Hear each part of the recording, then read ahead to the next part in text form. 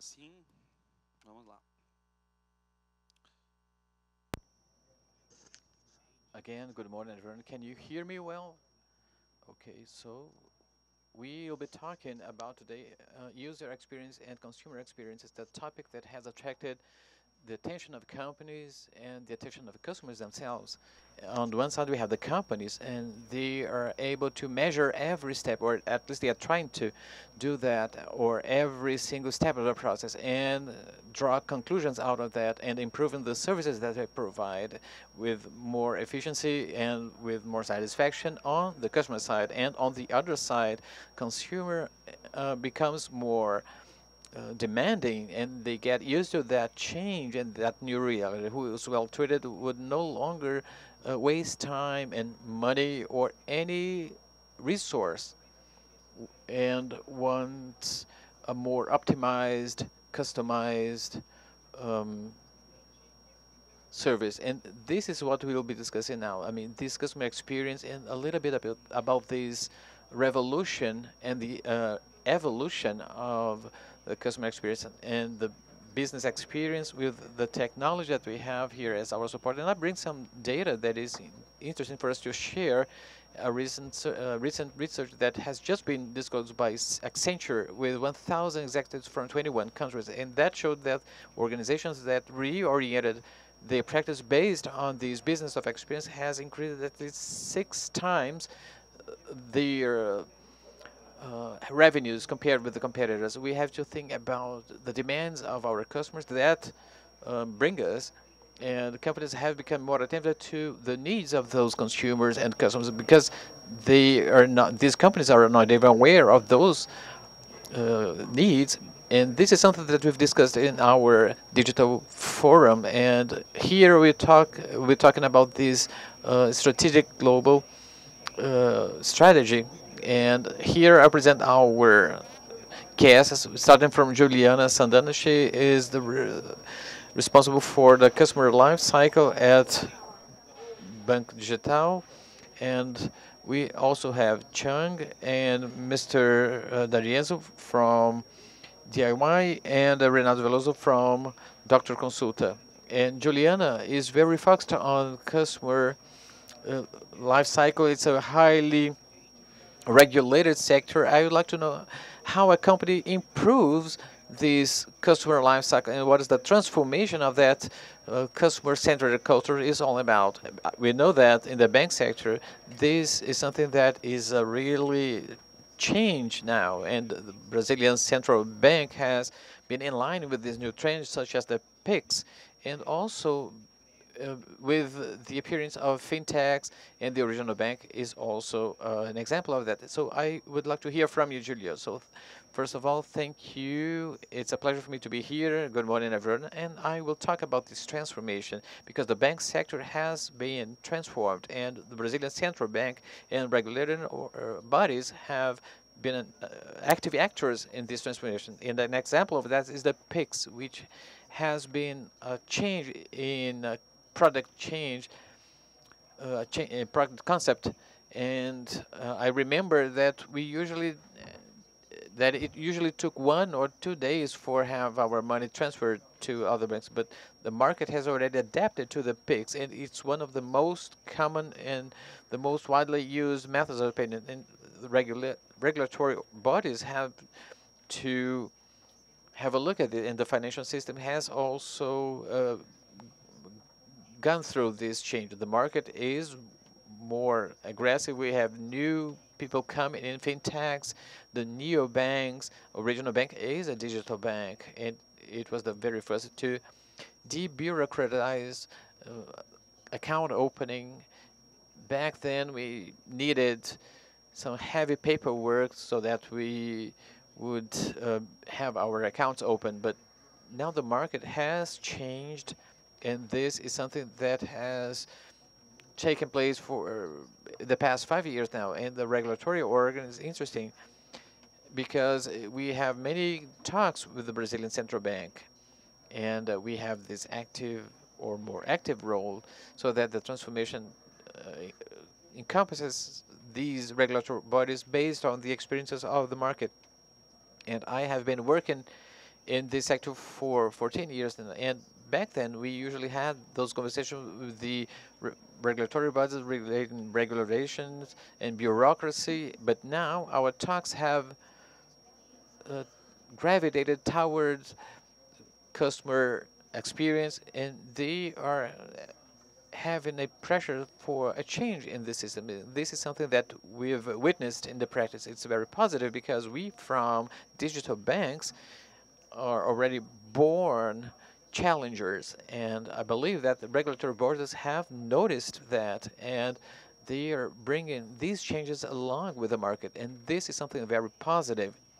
And customer experience is one of the greatest topics for financial services. We used to have a closer look at products, and Pix is not only a new product, but also a new experience that is offered to customers. I believe that even more, these areas or customer life cycles and customer experience areas will be in the leading roles in the financial system. Yes, and talking about the bank sector, we have never thought before that we would have such a fast transformation. And apart from that, I did not see any change this fast in the health sector, for instance. And I would love to talk to Dr. Renato, because Dr. Consulta was a disruptor in this market, and I would like you to talk about this customer experience and how we can monitor that experience and how to improve it.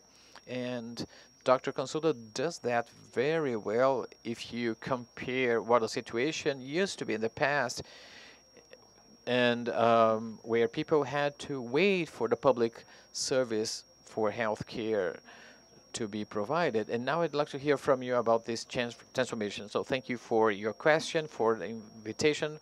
It's an honor for me to be here with you and to be part of this highly qualified panel. And I would like to say that in our case, this comes from the proposal of the company. When it was thought about in the very beginning, it was just to bridge a gap in the society, a problem that relates not only to Brazil but to the world. Health is expensive, we do not have access, and Brazil is a big country with over 200 million people, and we're just more than 20% of the people have access to quality health services. But we do have quality private sector, but we also have private health services that are not quality services. But our proposal of getting rid of lines in the public hospitals and provide people with proper health services was a lever of our business, and this is part of our culture from the very beginning. We've looked at what patients need, and we also have a look at our patients and our customers as people who you want to keep healthy, and it's part of our proposal, putting the patient in the center of all of our decisions. Everything we do is for the patients and also for the physician. We need provide physicians with the best environment possible for them to perform their service care. And just remember, when patients go to the physician, they are anguished, they are feeling a hard time, and these patients are at a point where they need some human support. And Brazilians have the habit of visiting doctors with someone else to have that human support. Whenever they come to Dr. Consulta, the first reaction that patients have is that the system is humanized. And again, it's part of our proposal. It's the very beginning. It's the key of our business, putting patients and physicians in the center of all of our decisions. And also, Dr. Consulta was born, and back then, at the very beginning, we were called Popular Clinic, and we, at that time, had the habit of qualifying or classifying new businesses in certain categories. And what is this thing that has just come up that is creating a new segment? Does it serve low-cost seeking population?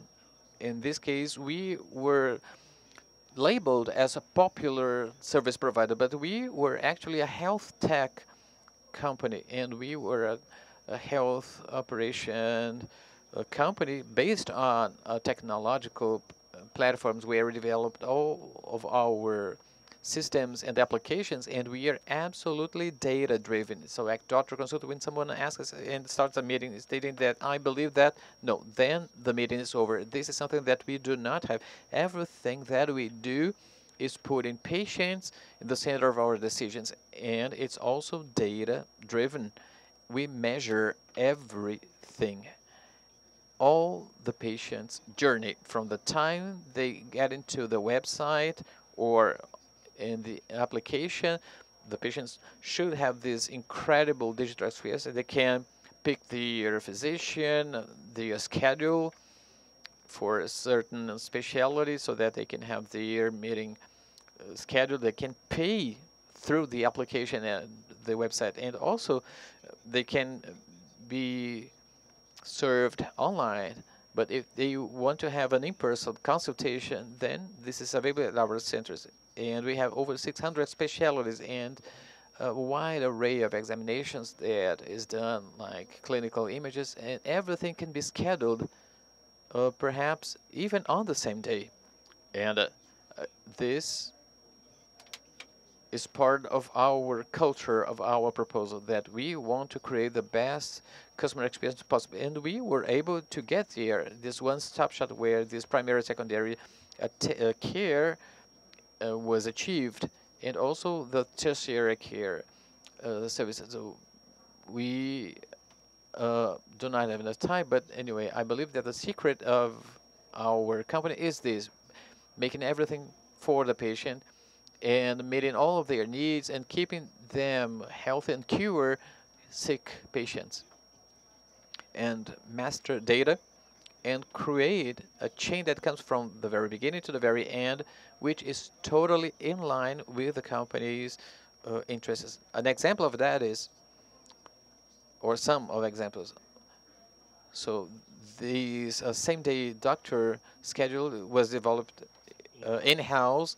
We do have a system that can establish what the demand that we have, so that we can provide that to our customers, so we can ensure that the patients will have the physician that they need. So the offer for the physicians is the best possible, and we've also innovated in that, because today our physicians are paid for their customers. So we are stimulating them to provide the best service so that they can have this incentive to provide each patient with their services. Whatever the patient paid will be passed on to the doctor. And see some examples of this. Well, I could cite a number of other examples, and especially related to how we could build this company based on that perspective. So now we have Paulo, which is the CEO of Horus Technology, and this company helps a lot other companies improve their consumer relations. And I would like you, Paulo, to tell us how you would consider the best pillars to improve that relationship between the company and its customers, and what does the company has to focus on so that that relationship with the customers should be fluid with the least friction as possible. And I would like you to tell us how you develop that in your companies. It's a pleasure for me to be here with you. It's a great opportunity to be here, and I believe that you will also profit from it. And before anything else and what we do, I think that what we are living as humans is something constant, is a constant, and the only one that was left in terms of evolution. And the constant is change. Nothing that you do today means that you will be doing that in the future. This is something that will no longer continue to be a reality. This is something from the past, and the model of entrepreneurship and company models used to be focused on products or on profitability, on investments, and on what had to be done based on a proposal, and that proposal was what drives and makes a company to stand up. And it's a journey that is kind of crazy because we are asked, why are you doing that? Whenever you start something, it seems that it's impossible to achieve the corresponding results because we have a million events that will be taking place throughout these periods until you get to a certain point. And when you get there, for instance, as a founder of a company, then you have another model, which is the profitability and sustainability models. And another item here is what we should think about: innovation.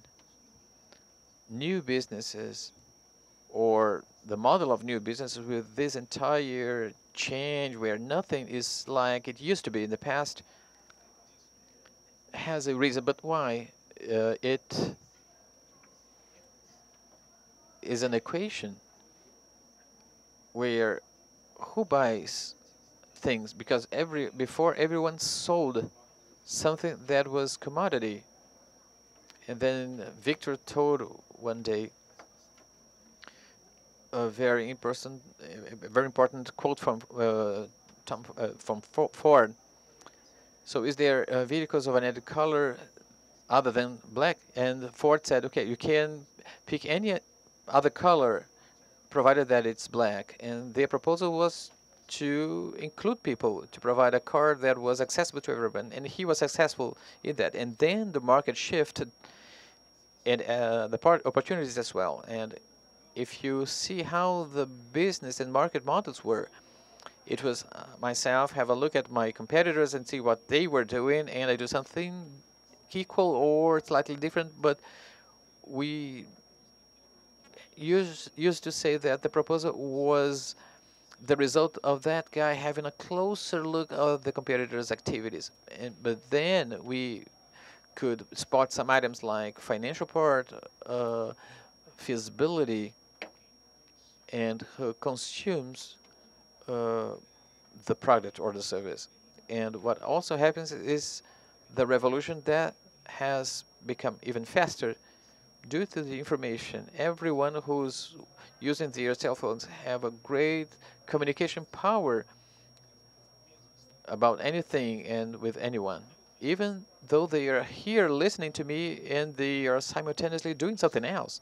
And this is the connection, and this is the engagement of that user to with your product and service is what we have to focus on now, because eventually who is a CEO or entrepreneur or a customer experience officer in a company, they have to put in these shoes, because these people are also consumers. They have to see everyone else's experience and what is going on in the market. And it's the human experience that is in the focus on everything. We do have a revolution behind it all, and it involves putting everyone who is buying at a central point, because those people have the power, and that's valid not only for the private sector but also for the governments that on the top tier. We still haven't found the place where we can say these people will continue and these people are not allowed in and who must go out. We should have communication interaction. But what does Horus do? It has a set of tools that allow us to design something that is more directly communicating to tribes or to your market and to your engagement. And because we are not a bakery shop, we are not a restaurant or a doctor consultant that have 1,000 or perhaps million users, but you have to respect people and understand your customers. But how can you do that? How can you understand it? We will be using AI and technology and channels that are more interesting by using bots that would offer a good experience to customers, but a massive experience. So otherwise, you have to keep that equation, and the business equation would not change. But what changes is using smart tools that allow you to make a better interaction with your customers. And another point, which is not only using technology, and we are successful in using the connection between AI and people, but people or companies must to be based on values. And what are the commandments, or what should be coded? Well, I beg your pardon, what is your name? Renato. And Renato commented on culture, and culture could be translated into values. One should you define for your employees or in the supply chain, and that states how this relationship has to be harmonized so that it might have a good project on the other end. So we might have failures and they will take place, but in this case we should take a good posture on how to respond to those difficulties. And this is rather what I wanted to settle. Regarding the beverage sectors, we have two representatives here, but with very different approaches and different ways of creating companies and also different strategies, and both are very centered on consumer experience. And first of all, I'd like to talk to Rodolfo Chung from Z Delivery, because Z Delivery is a company inside Ambev, an analog company, a super traditional company in our Brazilian market. And this company has a very high customer satisfaction index. And this also translates into modernity and exponential growth as experienced by the company lately since the pandemic. And after the pandemic, especially, it has increased its sales and their development. But I'd like you to know how you can keep your customers satisfied, because it's even cheaper than trying to convince customers to change their mind about companies and products, because it's more satisfactory and even cheaper keeping those customers who are already with you. So we have a very good assessment regarding your services, and I would like you to talk about your experience. Thank you, Alexandre. Thank you for inviting me. Sharing a little bit of Z's history. It starts at Ambev. It's an Ambev project. It's interesting, the story, because even though Ambev is the company for consumer goods, it's an industry very far away from the end consumer. They don't know who the final end customer is, who drinks, who doesn't drink. They don't have all the data from the consumers. So to create this branch, direct to consumer, what we call, it's something interesting for the company. That's why it was born within Ambev company. It's a resilience pivoting, and it was ready when the pandemic hit. By the service model, it offers no longer a choice between convenience and price. It shows the consumer that they can have both at the same time, and it's exponential big growth. Now says they perform 6 million orders within a month. Today, we have more delivery on the streets, close to 40,000 delivery people. It's more employees than Ambev has. It has reached a rather successful position, and the secret has always been customer experience, centered in understanding the consumer. The most important thing that differs a lot from CX to BX that we're talking about here, we understand that the consumer It's not that they're purchasing beer. We start to understand a little bit of the insights. Why do they drink? It's not the lupus, the malt, the freshness. What problem they're trying to solve? We know that beer actually is a social lubricant. People drink beer to unlock conversations. There's an intrinsic need to connect and tell stories, and that's our purpose, to promote this socialization, this meetup face to face, more face to face. This is the purpose that has, on the example that Dr. Renato was telling us about proposal. When we have this proposal, we start thinking about the ways we can help these people to have more of these meetups with other people, to democratize these meetups and facilitate, maybe for convenience or accessibility. I think it's important, this understanding on what the consumer indeed wants that comes through insights and all, to develop a product for the whole company to provide that.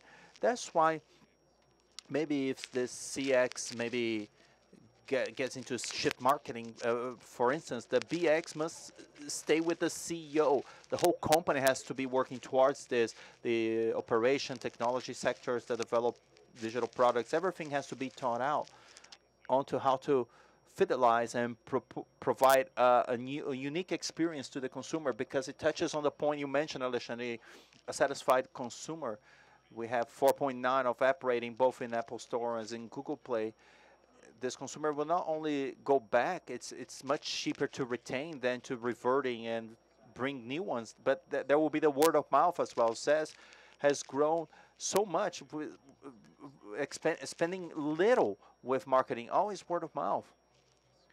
One referring to the other one, explaining and telling, and it has organically grown. It's cheaper to us. So I just wanted to sum up that this success story comes very much from this, to understand not the first demand, but what is behind all of that. Try to understand it holistically and enchant them. The final example, in order to establish a bridge with Marcelo, it's not unthinkable. In Bevi, it was a company very much centered on itself, trying to sell beer as most to their ability. But inside delivery, we sell to the competition. We sell distilled goods, and the more wine we sell, the better, because we understand the consumer is not at that occasion only to drink beer. Not all of them like beer even. And we have to respect that and provide to the consumer the solution to whatever they need, which is socialization, to bring friends together, may it be with beer or wine. I wanted to bring Marco from Wine, the wine CEO. Paulo mentioned being omni-channel, be present in many channels. Companies, we say today, they have site, WhatsApp, ways of you getting in touch with them, multiple ways, social networks. We have the consumer feeling towards social media, and this whole strategy to feel how their brand is performing. Marcelo comes from a company that has a very peculiar trajectory, because wine is a company that was brought forth inside digital, and then within time they started to have physical stores.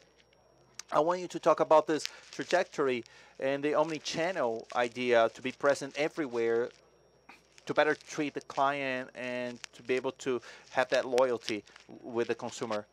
Thank you for the invitation. Thank you to everyone for sharing stage with me. The central point here, try to shorten it up a little bit to focus on the question at hand. Wine is a company founded back in 2008, 2010. They released their subscription, which is the main product we have to this day, and we have been evolving based on the changes that have been taking place, which is our new constant. What happened? Today, our company is a company that 55% of its income is focused on the subscriber, which is them receiving their subscription and buying additional bottles, being in commerce, or the brick and mortar store. Why brick and mortar has become an important element of our strategy. And we have 70 brick and mortar stores around Brazil. We understand that delivering faster is more important. We understood that the quicker we deliver, the bigger the level of repurchasing from our client is, and the bigger the probability of them staying with us inside our subscription service. The average, they stay with us for a period of 30 months. Whoever buys at the physical stores, they will spend more for over 45 months. So we are able to identify that when we provide the whole experience to the subscriber, they start to be attended not only by e-commerce that deliver up to 3-4 days in the big cities, but a brick and mortar store that will deliver up to 2 hours. There's an increase of purchase participation with us, and they start to have better loyalty to our ecosystem. And when we thought about this evolution of business model, this BX term is new to me, but it was exactly thinking about this vision, how we would transform our business into an ecosystem. And I was rooting that you would invite Shungi first, because in fact this vision of ecosystem is deeply true. I'm not selling a wine at Dr. Consulta yet, but if he'll let me, I will not miss that opportunity. When I saw this physical store was having this important role, I had a penetration model for the client wallet and bigger loyalty. We look to the delivery phenomenon. Yeah, we have to be inside super express delivery. And are we not able to reach the right price, right quality, the right temperature throughout Brazil by ourselves? So this partnership we have said delivery has the capacity of enabling the wine product, a widely accessible product with hyper availability throughout Brazil, unlike beer. Ambev has already conquered this journey. You go anywhere in Brazil and there's a beer at the right temperature, at right quality, probably at an adequate price for consumption. Wine is far from this reality. So we are advancing towards this proposal of reaching these points, spread it out around Brazil to provide this product to the consumer at whichever time they like. Sometimes you want to drink wine, but the product is not available, or it's available at this improper price or not the right temperature. And the partnership with that delivery has been aiding us on that aspect, this thought of ecosystem focus on the consumer, and this BX terminology makes a lot of sense, and it's the center of our strategy indeed. And moving towards the end of our talk here, I'll be going through each one of you. What's the sign the company receives the service their provider is well executed regarding this customer journey, this experience for the user? I want to start with you, Juliana. Many indicators we have been following, complaints, the INPS. We're able to see this customer loyalty, how much they're referring the brand. We have a lot of indicators. The monitoring of this is rather important. Predictive data. We have also been following up on this behavioral change. In Original Bank, we have this digital strategy. We have managers that attend the client, but we have application. We want autonomy for the client so they can service themselves. But when we're talking about money, we're talking about something very important to the client. So I think our clients are the most demanding ones, because whenever there's a problem, if it's money and there's any problem in their wallet or that specific investment they have, I think they will sensibilize the client rather greatly, and they will complain. It's sensitive, and the more sensitive you have that, you have to be more attentive and quicker on the response. So the indicators are very important, but especially the relevance you provide on acting on it, and how you put the human with the digital together. And we have a great challenge when it comes to financial products, because those are complex products. Yeah. So when we're selling a financial product, you're selling credit. You have to explain well in a rather simple manner to that client. Composed interest, for example, on one single screen. So it's something very complex. It's a service that is not that simple to get done inside the app. And we are using exactly the structure of digital to help and aid in this journey, because not always the client will understand everything through the screen. So they want help, they want to talk to a human, they want some consulting, and they can have that. We don't have to know one on top of the other. We can use a human aiming towards the result and bringing that enchantment that comes from a human, yeah? When you unite all these strategies and you enable the channels to attend customer needs. So it's something we are focusing rather greatly this year, how we can bring this digital strategy to bring forth this better performance whenever there's some friction with the client. Now, Renato, I want to get this together with Renato.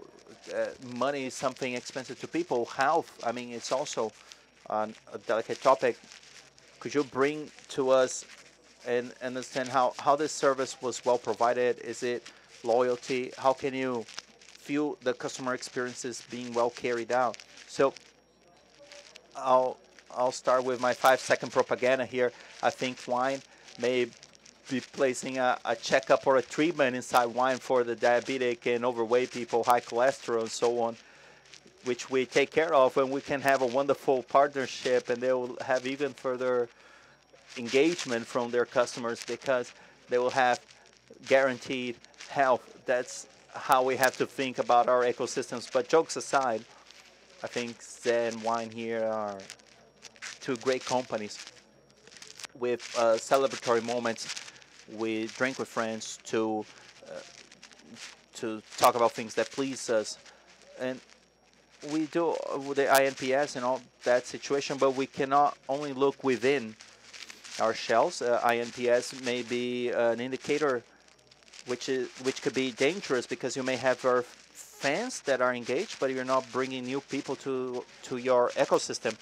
So we use various types of indicators. So we look upon the patient engagement and the repeat rate. I mean, how often they return, if they indeed engage with the treatment and they adhere to the line of care they need.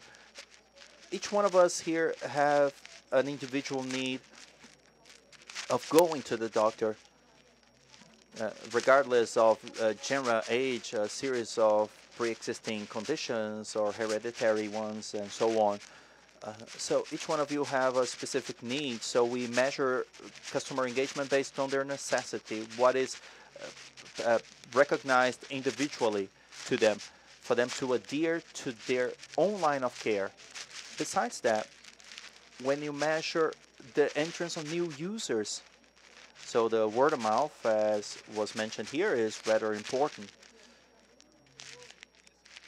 And this is an important measure, meaning how many new users are we bringing inside our ecosystem, and a wide array of indicators in which we use to measure the very operation, not only directly connected to satisfaction, INPS, and so on. That's how we see our journey. Paulo, very quickly, because we have short time, I wanted you to add a little bit to this discussion regarding customer satisfaction. Something rather complex, but I'm B2B, B2B2C. So our clients enable communication with the consumer market. But what I do is try to understand our client, the logic of the business, their Consulta, how they work, what their business is, to offer something, and also understand how we are servicing. So for us, it's more easily because we have 135 clients. So the universe is much smaller, and there's much more room for listening. They're responsible for the business, understand how they're going, whether we're meeting their expectations or not. And to do that to a broader public, I suggest also, I think Rodolfo must do that, to get there and asking how their experience is going, which button they pressed, how they do it, why they do it. So this is key, to have this retro feed at the end, so you don't lose the whole communication with coming with assumptions and interference and a rather great deviation in order to lead to wrong decision making. So I think listening is key. Regardless of NPS and what it's going to be used as tool, all tools are valid as long as there is true information being carried out, and there is a rather strong expression of the whole ample business in which you perform. Rodolfo?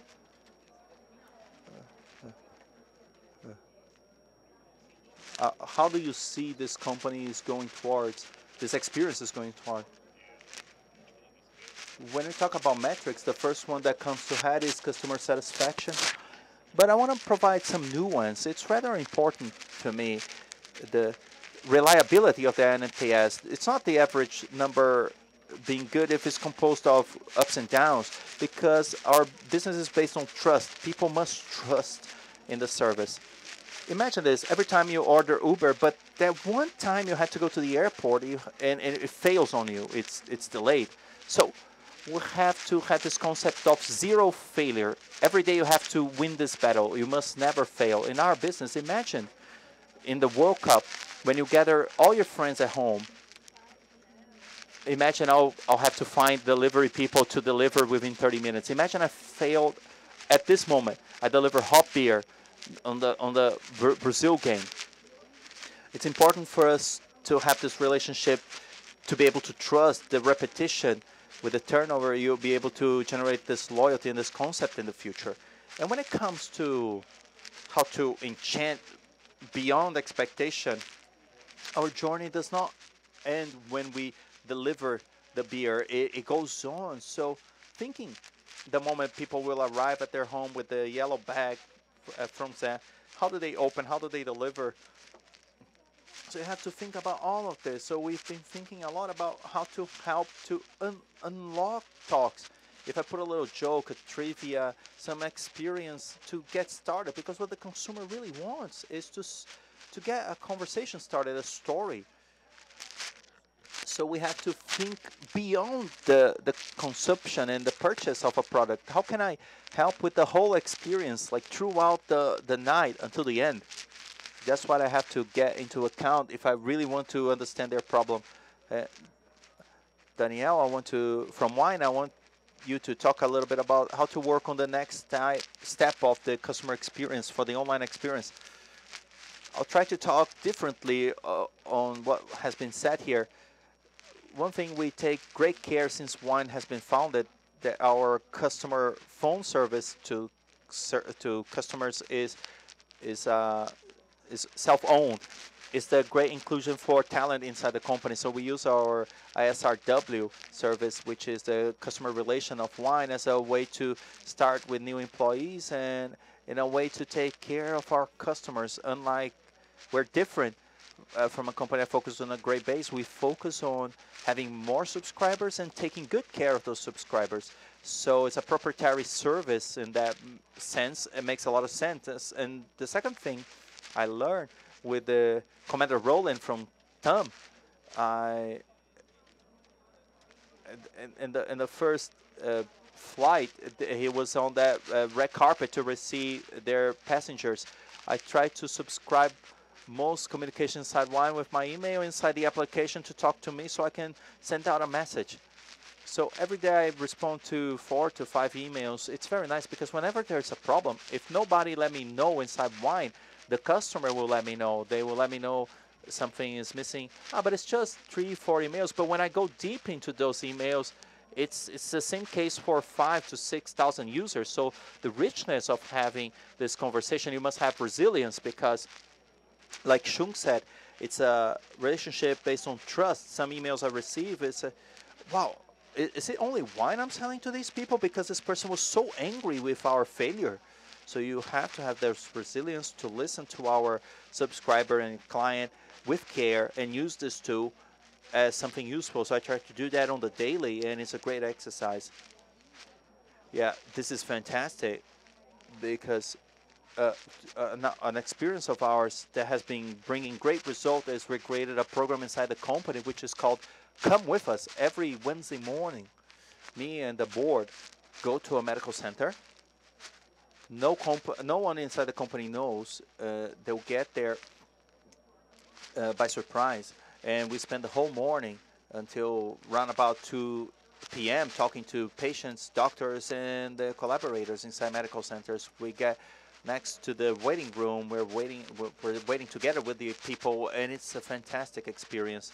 And this is religious. Every Wednesday, everybody spends the whole morning doing this movement inside the medical centers. What we find out is so rich. And Porto CEO told me that that he does the same thing, and he gets very interesting data from it. And I would like to thank you for being here, and Juliana. She's the responsible of Banco Originals customer lifecycle. Marcelo Wine CEO, and here we have a panorama of customer experiences. So we have another panel here, and just stay there because we are addressing digital transformation. Thank you.